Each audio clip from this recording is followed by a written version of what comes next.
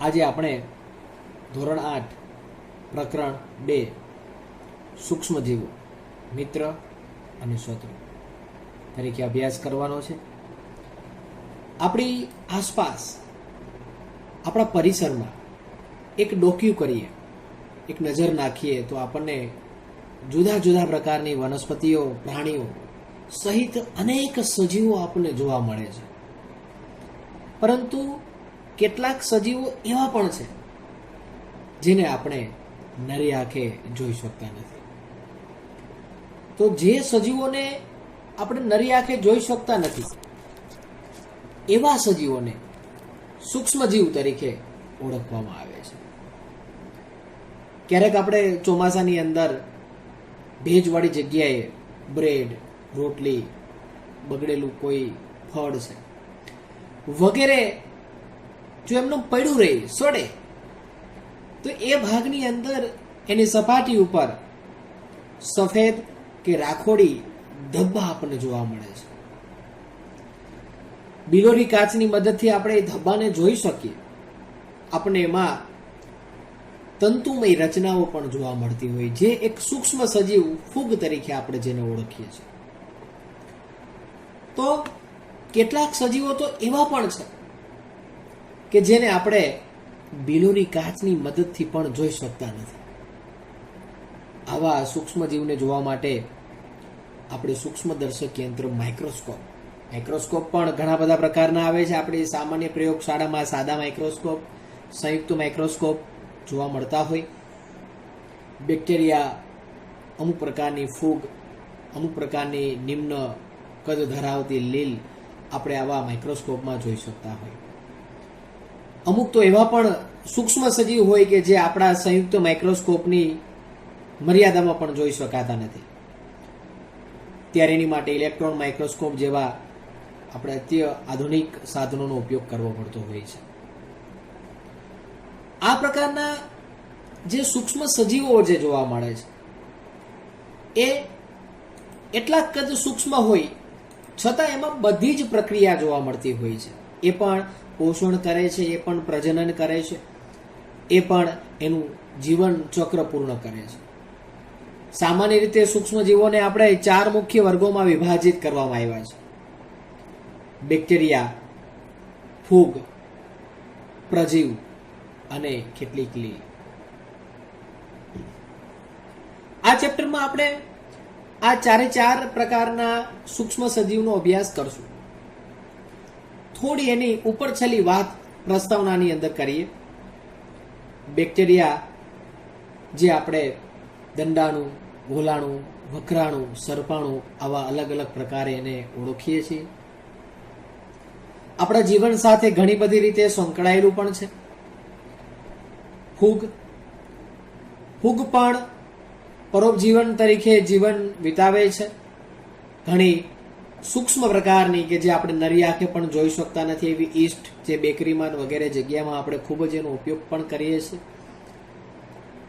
પ્રજીવ તરીકે એક કોષી amoeba, પેરામેસિયમ, Plasmodium આવા બધા સજીવોથી આપણે ખૂબ જ વાકેફ છીએ. અમીબા એક કોષી સજીવ કે જેનો આકાર પણ અનિયમિત, સતત એ આકાર પરિવર્તન પણ કરી શકે, કોષ રસીય ભ્રમણ પણ કરી શકે. તે કોષીય ઘનભક્ષણ પદ્ધતિ, પ્રાણી સંપોષણ પદ્ધતિથી પોતાનું પોષણ પણ સંપૂર્ણ કરે છે. કેટલીક લીલ પણ જે આપણે નરી આંખે જોઈ શકતા નથી, જેને અભ્યાસ કરવા માટે આપણે માઇક્રોસ્કોપનો અભ્યાસ કરવો પડે, સૂક્ષ્મદર્શક યંત્રમાં એને નિહાળવું પડે, એવી લીલ જે આ 4 મુખ્ય વર્ગોમાં જેને આપણે વિભાજિત કરેલી છે. યંત્રમાં એને નિહાળવું પડે એવી લીલ જે આ 4 મુખ્ય વર્ગોમાં જેને આપણે વિભાજિત કરેલી છે. એના થોડા ફોટોગ્રાફ્સ જોઈએ. અહીંયા તમને બેક્ટેરિયાના કુંતલાકાર બેક્ટેરિયા, કુંતલ જેવી રચના જેની હોય, દંડાણુ, દંડ જેવા, ત્યારબાદ ક્લેમિડોમોનાસ, સ્પાઇરોગાયરા જેવી લીલ, અમીબા, પેરામેસિયમ જેવા એકકોષી પ્રજીવો, બ્રેડ મોલ્ડ, પેનિસિલિયમ, એસ્પરજીલસ જેવી નિમ્ન કદ ધરાવતી ફૂગ, આ ઉપરાંત વાયરસ. હજુ આનાથી પણ સૂક્ષ્મ કદના સજીવો હોય છે, વિરોઇડ્સ, કે જે વાયરસ કરતા પણ નાના કદના હોય છે. અહીંયા આપણે વાયરસની થોડી વાત કરીએ. વાયરસ આ 4 વર્ગના જે આપણે અભ્યાસ કર્યો, બેક્ટેરિયા, ફૂગ, પ્રજીવ, લીલ, એનાથી થોડા અલગ પડે છે. કેમ કે બેક્ટેરિયા, ફૂગ, લીલ, પ્રજીવ આ બધા પર્યાવરણની અંદર પણ સ્વતંત્ર જીવંત અવસ્થામાં વિભાજન ગુણ કેળવી શકે, સતત પોતાનો વૃદ્ધિ વિકાસ કરી શકે. જ્યારે વાયરસ માત્ર યજમાન કોષમાં જ વિભાજન પામી શકે છે. યજમાન કે જેમાંથી એને પોષણ મળે, જેમાં એને વસવાટ તરીકે એનું શરીરનો ઉપયોગ થાય, આવા યજમાન શરીરના સંપર્કમાં આવતા, એટલે કે સજીવ શરીરના સંપર્કમાં આવતા એના કોષો સક્રિય થાય અને એ વિભાજનનો ગુણ પ્રાપ્ત કરે છે. ત્યાં સુધી એ નિષ્ક્રિય અવસ્થામાં જેમ છે તેમ પોતાની સ્થિતિ જાળવી શકે. જેવું કોઈ સજીવ સંપર્કમાં આવશે એટલે પોતાનું જીવન ચક્ર આગળ વધે, પોતાની રાસાયણિક પ્રક્રિયા આગળ વધે. ખરેખર તો જોઈએ ને તો આખું શરીર એક જૈવ રાસાયણિક પ્રક્રિયા સાથે સંકળાયેલું છે. ઘણી બધી રાસાયણિક પ્રક્રિયાને અંતે શરીરનો વિકાસ થતો હોય, શરીરની વૃદ્ધિ થતી હોય, શરીર પોતાના જેવું નવું શરીર નિર્માણ કરતું હોય. આ બધી અંતે એક જૈવ રાસાયણિક પ્રક્રિયા જ છે. બેક્ટેરિયા, વનસ્પતિ, પ્રાણીઓમાં જે વિભાજનનો ગુણ છે એનાથી થોડો અલગ પ્રકારની વ્યવસ્થા કે જે માત્ર સજીવ સંપર્કમાં આવવાની સાથે જ એ વિભાજન કરી શકે. આ વાયરસના ગુણ હતા. વાયરસ મોટા ભાગે બધા જ ખૂબ જ નુકસાનકારક, શરીરને બીમાર કરતા, જેમ કે આપણે અવારનવાર ઘણીવાર જોઈએ કે શરદી, ઇન્ફ્લુએન્ઝા, ઉધરસ, આ બધા રોગો પાછળનું જે કારણ છે વાયરસ છે. એ સજીવ શરીરના સંપર્કમાં આવતા સૂક્ષ્મજીવો અને આપણે. સૂક્ષ્મજીવો આપણા જીવનમાં મહત્વપૂર્ણ ભૂમિકા ભજવે છે. તેમાંથી કેટલાક આપણા માટે લાભદાયી હોય છે તો કેટલાક હાનિકારક અને રોગકારક હોય છે. આપણે અહીંયા થોડા એવા પ્રકારના સૂક્ષ્મજીવોની વાત કરીએ કે જે આપણા વ્યવહાર સાથે સંકળાયેલા હોય, જે આપણા માટે ઉપયોગી હોય. સૂક્ષ્મજીવોને વિભિન્ન કાર્યોમાં ઉપયોગમાં લેવામાં આવતા હોય છે. સામાન્ય રીતે આપણે રોજિંદા જે દહીં બનાવીએ, દૂધની અંદર લેક્ટોઝ નામનું શર્કરા છે. જ્યારે એમાં આપણે લેક્ટોબેસિલસ નામના બેક્ટેરિયાના સંપર્કમાં, એટલે છાશનું પાણી નાખીએ, એની અંદર લેક્ટોબેસિલસ બેક્ટેરિયા હાજર હશે, જે આ લેક્ટોઝનું લેક્ટિક એસિડમાં રૂપાંતર કરશે.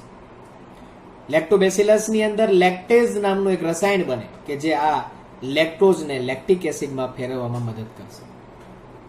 પરિણામે દૂધમાંથી દહીં બની શકે અને દહીંમાંથી આપણે અલગ અલગ પ્રકારની ઘણી બધી વસ્તુઓ મેળવતા હોય.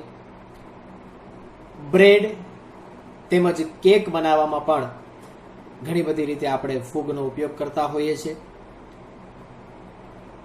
પર્યાવરણને સ્વચ્છ રાખવા માટે પણ આ પ્રકારના સૂક્ષ્મજીવો ઘણી બધી રીતે જોડાયેલા છે.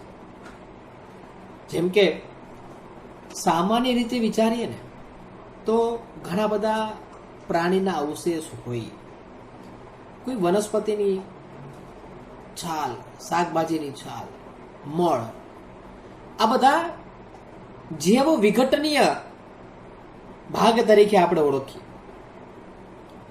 બેક્ટેરિયા, ફૂગ આવો કાર્બનિક કચરો જે હોય એનું વિઘટન કરી એને સરળ કાર્બનિકમાં અને અંતે એનું અકાર્બનિકમાં રૂપાંતર કરી ફરી પાછું એ પર્યાવરણમાં મૂળ સ્વરૂપે જમીનમાં પાણીમાં એ પહોંચાડે.